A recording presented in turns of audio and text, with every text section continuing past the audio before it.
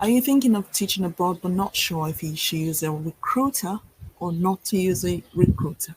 In this video, I will break down the pros and cons of using a recruiter for your teach abroad jobs.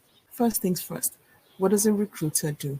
You need to know what a recruiter does to understand this whole video properly.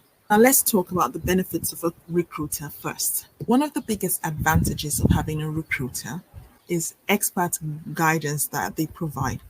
Recruiters have years of experience that can offer valuable insights and advice. They also have access to exclusive job listings that you might not find on your own. Another major perk of the streamlined process, recruiters help with paperwork, interview prep, and provide ongoing support. They can also connect you with a network of other teachers and experts, making your transition smoother. But it's not all sunshine and rainbows. There are downsides to using a recruiter that you should know, especially if you look like me. So let's get into the nitty-gritty of using a recruiter. For one thing, some recruiters charge fees, either upfront or from your salary when you get the job. As someone coming from my neck of the woods, especially if you're from my home country, you might think that you can do this, but it will always affect your quality of life when you move to the new place. Take, for instance, a man who I came in contact with this year. He had agreed to pay a recruiter 10,000 euros to find a teaching job in Spain. Now, if you've watched this video I did with Amomi, you would find out that teachers generally earn about 2,400 euros. If you earn 2,400 euros and the recruiter wants his money in 10 months, it means that you'll be giving the recruiter 2,000 euros of your pay. You've not factored in a roof over your head. You've not factored in food. You've not factored in children's school fees. And that's why I had this person live with me for 9 months just so that he had a roof over his head, he had food in his tummy, and he had a place for his children to stay so that the state would not take his children off him. How many people like me are walking around on the streets to help you if you do this with a recruiter? Now, see, some of these recruiters do not tell you the hidden costs of what it is. You would be thinking that from 2,400 euros converted to your home country's currency, it's enough for you to live on, whereas it's not. Countries differ, and you should keep this on your mind when you ask a recruiter to work for you, or in my neck of the woods, an agent, a recruiting agent.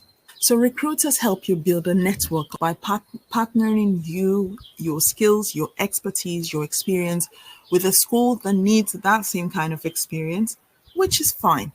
This helps people who do not know the terrain really well. They don't know about teaching abroad. They don't know about all the skills they need to have on their CVs to get a teaching job.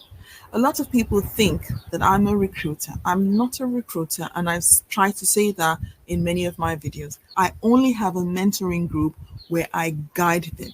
I do not help you with your CV. Now, I help people on my mentoring group with their CVs, but my way of helping them with their CVs is different from what a recruiter would do. A recruiter will charge you, take your CV, do all the work for you, and give you back your CV already prepared. I do not do that because I do not believe that that will help you. On my mentoring group, what I do is I take the CV, I try to explore ways for the candidate to know what to put on their CV, meaning that I give them CV help and not a recruiter's kind of help. A recruiter is being paid to fix the problems on your CV and match you with a school that needs your set of skills. My job as a mentor is to help you see the mistakes on your CV so that even if I'm not there tomorrow, you know what to do to fix your CV. So that's the big difference between me as a mentor and a recruiter. A recruiter will also give you pre-interview skills. So before you go for an interview, after they've matched you with a school, they will ask you to book a time so that they can have a pre-interview. They will interview you as if they're the school. I do that for my mentoring group too, but I do that as an addition so that it will help them, especially because I know they cannot afford recruiters. And even if they can afford recruiters, we will come to the reason why I do it instead of allowing them to go to recruiters, especially one, the fees, and two, the other things which I shall be naming in this video. So stick around for that. You might want to hear it, especially if you're like me. Most recruiters help you prepare for your job, or they prepare you for the interview stage with their insider knowledge. So most of these recruiters will have a list from the school, and the school will say, we need someone who has this, and they will list out a set of skills. Because that recruiter has that inside information, they will help you streamline your CV and tailor your answers during the pre-interview for these roles, which is a good thing. Another thing that a recruiter would do would be, apart from helping you negotiate your contract when the interview has been successful, if the interview has not been successful, you have someone to give you support who will tell you, don't worry, and don't worry, another job will come through. We'll put you in for other jobs. Much like this video that I released here, all the things that's what the recruiter will do. A recruiter, going back to that video, a recruiter will also make sure that they tailor your CV for the next role, so that whatever that school has pinpointed as the things that are wrong with your CV or the things that could be improved on your CV, the recruiter will then take that up, change your CV, and make sure they pass you on to the next school with all the changes effected. Most recruiters are free because they get a charge from the school. However, some recruiters, especially from our side of the world, will charge you and then charge the school. So it's like getting twice the amount of money for one candidate. I would implore anyone who's watching this today, sit down and work on your CVs yourself, because even though I've listed all these good things that recruiters do, it's not all cookies and cream. And we shall be looking at the things that you should have in mind when you engage a recruiter. Number one, the fees are usually very high. You will think it's not a lot of money, but when you calculate it in the long run, these countries that you're moving to, be it the UK, the US, Spain, anywhere, you have the hidden costs. And if you're planning on what you currently earn and where you currently live, you'd be grossly mistaken. You could go on places like Numbeo or comparison sites to check how much it costs to really live in that country, and if you would be able to afford paying the recruiter a monthly fee to cover your expenses. Some people take loans to pay a recruiter. Why would you take a loan? Do you know what the job entails? Do you know if you're going to be in that job forever? Do you know if you go past the probation stage? I do not expect anyone to take a loan just to take on a recruiter, especially if you earn about $47 a month. I try to get people to do this themselves, because when you use a recruiter, another thing that is a con or a downside of using a recruiter or an agent is that you're limited to what the recruiter knows. If the recruiter only knows American international schools, for instance, there's a whole world out there of British international schools, Canadian international schools, German international schools, French international schools, and you will not have access to that when you lock yourself to a recruiter or an agent. They won't show you all those things because they don't know. But if you go on and make sure that you keep yourself up to date, you'll find out that you're open to so many things out there that you would not be privy to if you were locked to one recruiter. The biggest part of it is the fact that there's a potential bias against you. I will go with the potential bias because some recruiters believe that if you're from a certain part of the world, they would not get schools to hire you because of the stigma attached to those countries. So they will sort of put your CV in a hierarchy. Your applications will be put in a hierarchy where they would usually push the CVs of candidates who have a higher rate of being employed and leave yours for the last. Why do they do this? Remember, for them, recruiting for schools is a business. You're a business, you're a job. If they get paid per candidate, it makes sense for them to push more candidates where they know they have a higher chance of success. For instance, if you have a passport that's easy for schools to hire you without any problems, or if you're a native speaker, or if you're from a country that's on an approved list of approved countries to employ from, then recruiters will go for you and push those ones first. They know that your country is not on that list. They won't tell you that they can't help you. So they take you on, you pay the charge, and then they keep yours down. Not maliciously, but from a business point of view, I would do that too. I would push the candidates who will get me more money and leave the candidates that will not get me enough money until I'm ready, until I have no other candidates to sort. And then I will look at that candidate, in which time it's usually very late. So imagine if you were doing it yourself. You might not get very far, but in the process, you will learn and you will start to gather more momentum as you go. So, a cry for you to help yourself. If you need help, send me an email and I will do my best to mentor you through the process from my experience, because we need more people that look like us in the profession because of the boys and girls in there who need us to be role models for them. Another thing could be the quality of support you would get.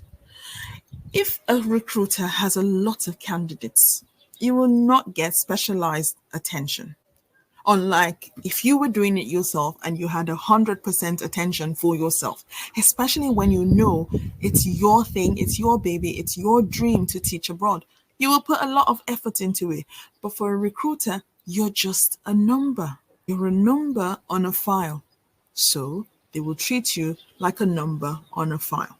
A different downside of having a recruiter is the limited control you have over anything at all. You can't choose the school, you can't choose the country, you can't choose anything. You go to a recruiter to help you. The recruiter will tell you what he knows.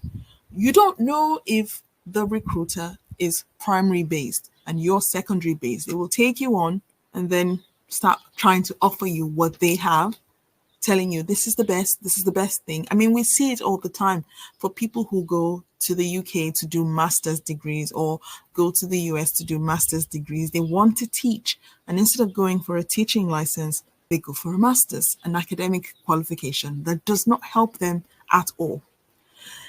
If they were doing it themselves, will they get locked into something they didn't want? No. It's the same thing for teach abroad applications. Do it yourself because the recruiter will only want to guide you into what they want to do, and you have no control over what they're doing or how to get yourself out of it because you would have locked yourself in by paying some money. A particular downside of using a recruiter that I personally hate, and I hate it to the core of my being, is the dependency you have on recruiters. So, I explained in the beginning, a recruiter will help you carve out your CV. A recruiter will ping out your applications to the places that he has access to or she has access to. A recruiter or an agent, I use this interchangeably. A recruiter will restrict you to things that he feels are what you should have. Then you start to build a dependency. And by the time you leave that recruiter, you still can't carve your own CV by yourself. You still can't write your personal letter by yourself. You still don't know how to look for information of what the school wants. You basically can't do anything. You end up like a vegetable. You can't do anything on your own. So what happens the next recruiting season? You look for another recruiter. You spend another batch of money instead of doing all these things yourself and understanding the process of going through it. That dependency is what we don't have, because if you're a dependent person from the beginning, you will always be dependent until you snap out of it one day and decide to go at it your own. And then you start learning afresh all the things that you could have learned from the beginning. Learn to do it yourself, especially if you want to work in the diaspora. Because if you work in the diaspora, you'll find out that independence is one of the biggest things that will keep you alive and keep you above water in this field that you want to come into. The end of the whole thing, the worst worst downside of having a recruiter is the fact that it'll just be a waste of your time. The whole recruitment season would have been a waste of your time. You haven't learned how to do your CV. You haven't learned how to do your personal statement yourself. You haven't learned to prepare yourself for an interview because you've been going with what the recruiter has been feeding you. You haven't learned to look in places for jobs. You haven't learned anything. So you spend all of that time waiting for that recruiter or that agent to help you, and you find out that you've come to the end of the recruitment season with no job, unlike if you had gone out and done everything yourself. So let's look at people who might benefit from using recruiters. New teachers who do not know where to look, new teachers who do not know what to do. Yeah, you could go with a recruiter, but be open to the fact that you will experience all the pros and all the cons that I've talked about already. Another set of people who could use the help of a recruiter would be people who have special situations. That means that they want to be in a particular country at a particular time, and yeah, they don't know how to get into it, so they just force themselves on a recruiter, and then the recruiter will use the skills that he has to help them. This is all right, still not a plus, but I guess they could use them. Another group of people who could use recruiters would be people who have a limited time.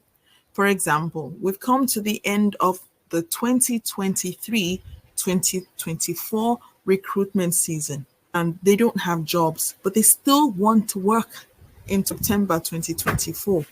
So they could jump on the recruitment or agent band, and they get sent to schools where they imagine maybe a secondary teacher who's been sent off to work in a special needs school because that's what's available and that's what the recruiter has for them. But because they don't have enough time, they go with it and then they're miserable the whole year.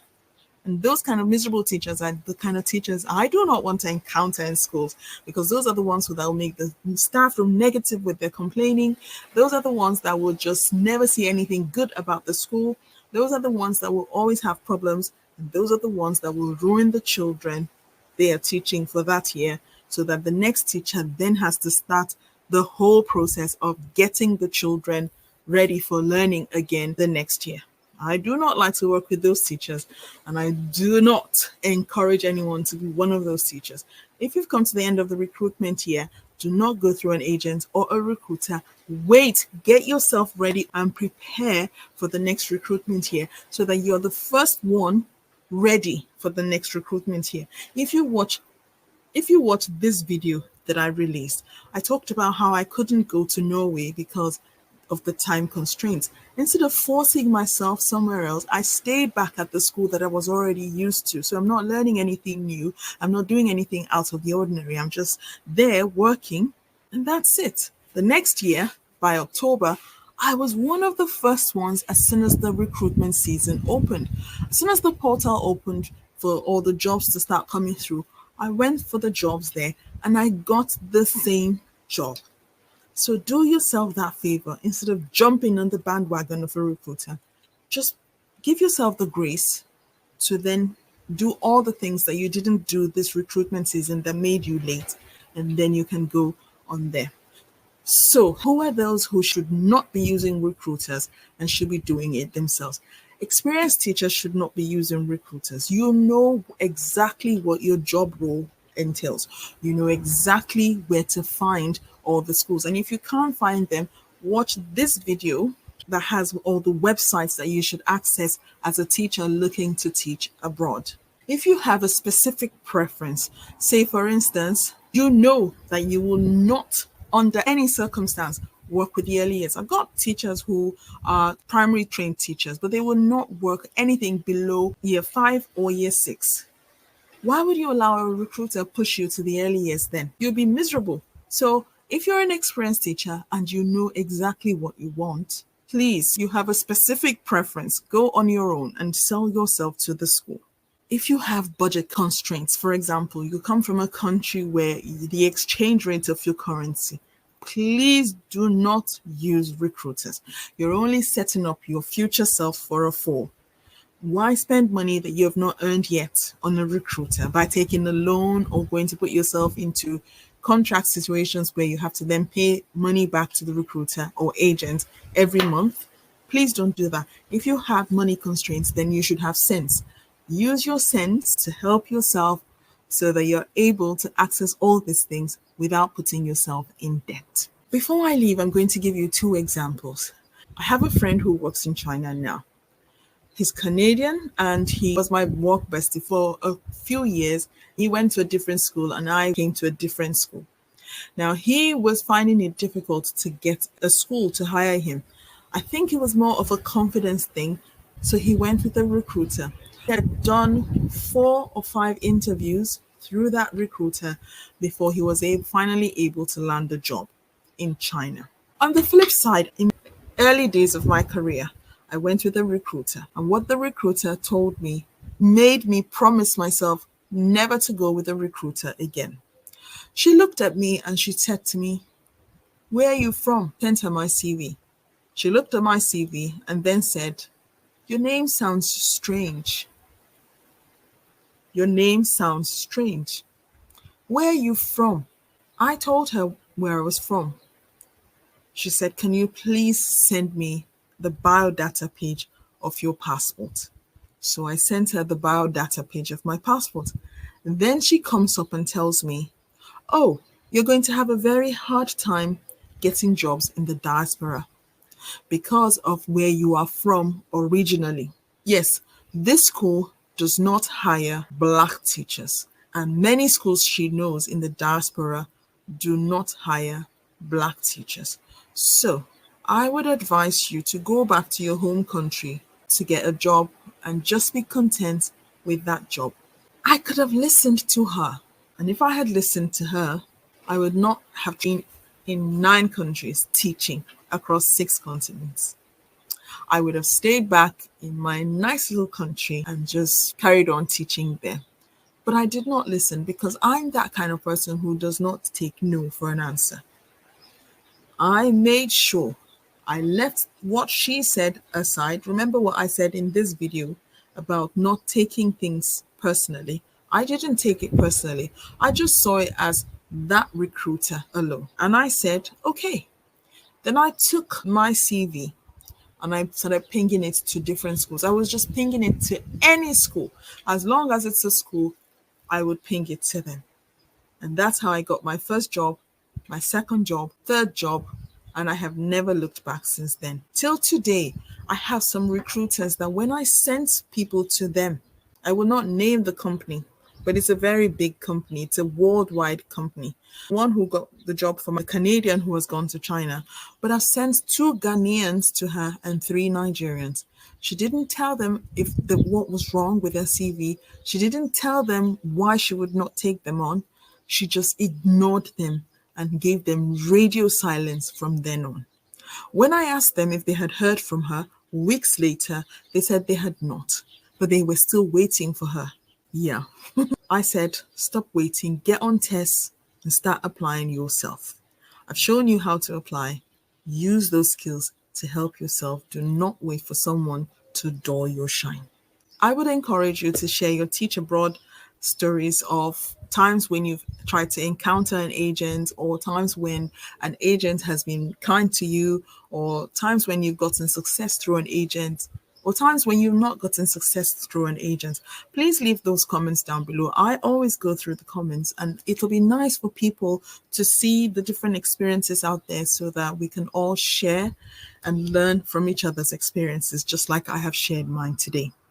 Now, if you like this content and you want to hear more about teaching in the diaspora, working in the diaspora, expat life in the diaspora, and everything about me and what makes me me, please like, comment, and subscribe. And don't forget to click on that notification bell. Until next time, bye.